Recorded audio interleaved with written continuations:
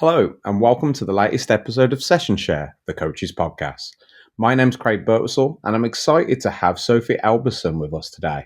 Sophie's coaching journey began over 7 years, and she's currently finishing off her UEA for B license. She's currently working as a school games organiser whilst finishing her sport, physical activity, and health degree. She recently joined a university women's leadership program, which is supporting her development and, most importantly, her goal to support women and girls in the game. So, how are you doing today, Sophie? I'm really good, thanks. Are you? Yeah, doing very well. So, Sophie, I had a conversation with my wife not too long ago, and she said, "I don't know if you happen to notice, but your podcast has been very male driven." So I reached out to a good friend of ours, mutual friend Lee Cosgrove, and he suggested that you get on board the podcast. So Sophie, can you tell us a little bit about your background? What got you interested in football? Yeah, so it started when I was younger, when I started playing. So it was quite simple. I had a friend that he went to a football training session in the summer when you're at an age where you do like soccer schools.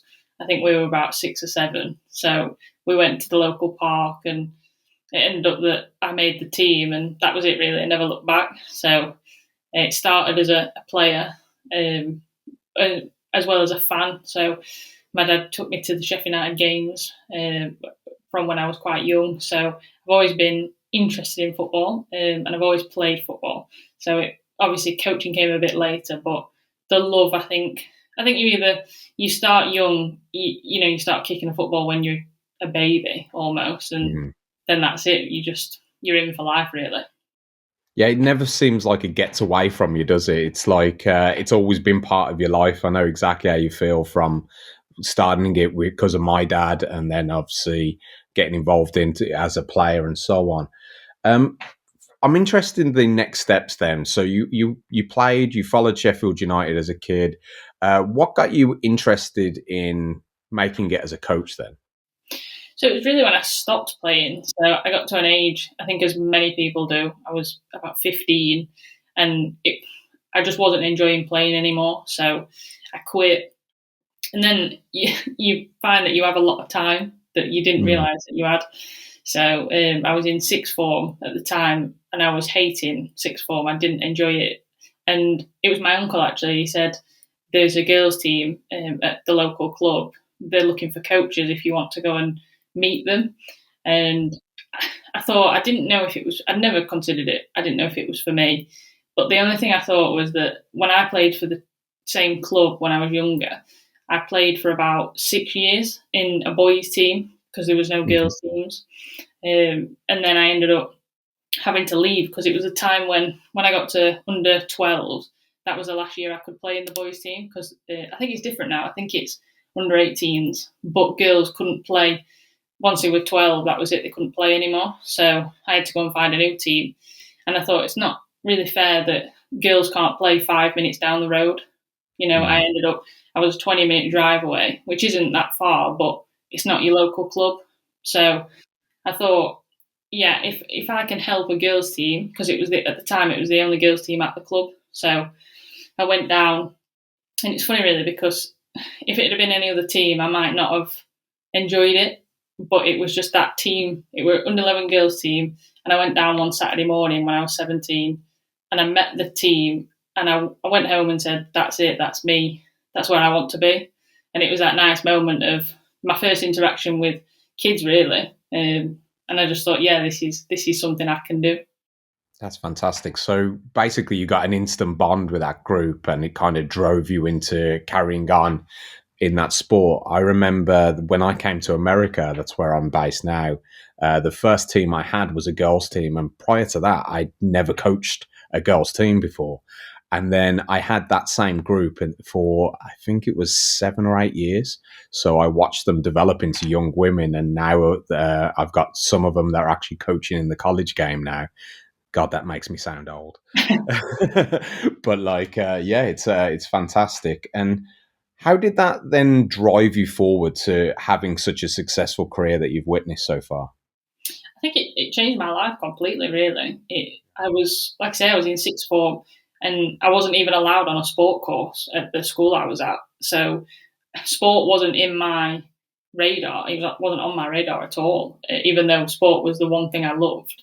So I think without it, I don't know where I genuinely don't know where I'd be, because it's made my career. And I was a waitress in a pub, like everybody's been at some point, and wasn't enjoying it. But becoming a coach and having it, it gives you that purpose to want to develop and want to do different things, because it's not everybody knows that you don't do coaching for the money. So it's doing it for the love of it, and then finding a career in it. And hopefully at some point I work full time in football, because that's not where I am right now. But with the right, I think, path to get there is continuing with where I am, developing, coaching different players, and hopefully I will get there one day. 100%. And I like the comment you made about certainly none of us are millionaires teaching this. So a sentence that always driven me was, we're in it for the outcome, not in it for the income, which I always thought was a big one that stresses the fact that we do it solely for our passion. And as you've been doing it for your passion throughout these past like 6 or 7 years on your journey, how has your coaching philosophy changed over the course of it? I think it's possibly become clearer. Mm. So it's more. I'm all about holistic development. So I believe that the people before their players. So I've had different teams, different girls, and every team is different. And I don't think you can go into any team, unless you're a professional manager with your ideas, and you've done it for so many years, you know what works. But at the end of the day, in grassroots especially, I just want my players to enjoy coming to football. I want, our sessions on a Thursday to be the favourite hour of the week, and then matches. And if they can get that out of them, and if they get better at football, alongside that, then that's brilliant. But it's really just, I think, being more sure of myself as I've got, I've done more training, I've done more matches. And because at the beginning, if a parent would, as they did back in the day, they'd have a few comments to say to me, I wasn't sure of myself and I couldn't stick up for myself. Whereas now, I'm quite certain that I think what I do is pretty good for a kids team, and I put my all into it. So I don't think that anybody's got the right to have a go at me for that. I think that's fantastic. I love the fact that you mentioned the player as a person first, because I don't know the exact stats where it comes to females in the game, like how many of them go off to the Olympics, how many become professionals, because obviously the professional game on the women's side has grown immensely the past like 3-5 years. But I know on the men's side, for example, it's 0.01% of players that play end up playing at the highest level.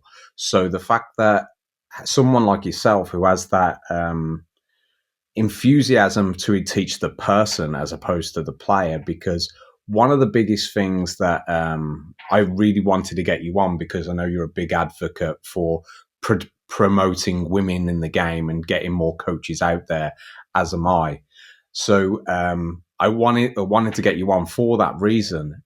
So to talk about how we can do different things to help encourage young girls that finish playing, becoming women, coming into coaching, and so on. So this is absolutely fantastic, Sophie. So I'd like to talk about those few things after we take a short ad break. Do you have a story to tell that the world needs to hear? Have you struggled with reaching new audiences who are engaged with your story? It might be time for you to start a podcast. Let me tell you about a platform we use here at Session Share. Zencastr makes it super easy to produce a high quality broadcast with 4K video recording from your phone and AI editing that automatically removes ums, ahs, you knows, and 22 other speech patterns. Zencastr makes it super easy to produce a podcast that sounds great. Ready to tell your story? Check out the link in the show description to learn more about Zencastr.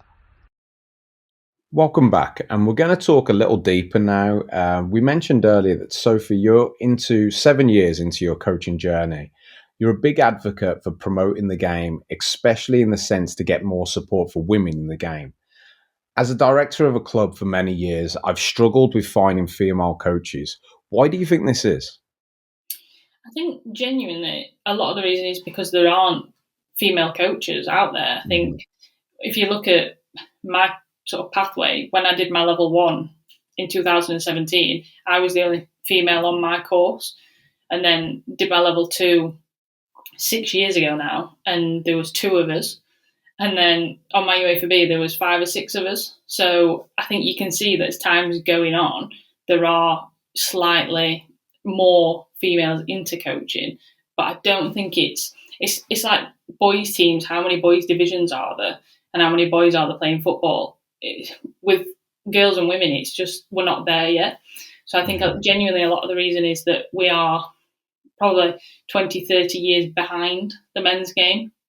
So it's just really we're waiting for the kids that are playing now. They're going to become the coaches, and there's just not enough of us at the minute. But I also think the game is not as inclusive as it probably could and should be for different reasons. I think I've had different struggles as a female coach, but at the same time we get almost priority on courses. So there is sort of pros and cons to it, but we are. I think in the next 10 years we're going to see a lot more come through. Fantastic. How do you feel we can support female coaches more to encourage them to progress up the ladder in the game? I think it's just making the environment as nice as we can, because there are a lot of people still that don't believe women should be in the game. And don't get me wrong, I watch Match of the Day, and I watch all the games that are on, and I don't. I think there are some pundits that don't know what they're talking about, but I think that's across the board. I don't think it's just one female pundit that doesn't know what she's talking about. I think there are a lot of males that don't. So it's difficult, but I think the problem is if you don't see a safe space, then that puts a lot of people off. And it's what they say, isn't it? If you can't see it, you don't believe you can be it. So until we are seeing a lot more high, it's like Serena Wiegman. She's done so much for the women's game, and when you see somebody like that being as good as she is, you think, oh, there is somewhere for me to go, because she's arguably just as good as any other coach, and especially in the women's game, she's probably one of the best. So it's just becoming those people in years to come.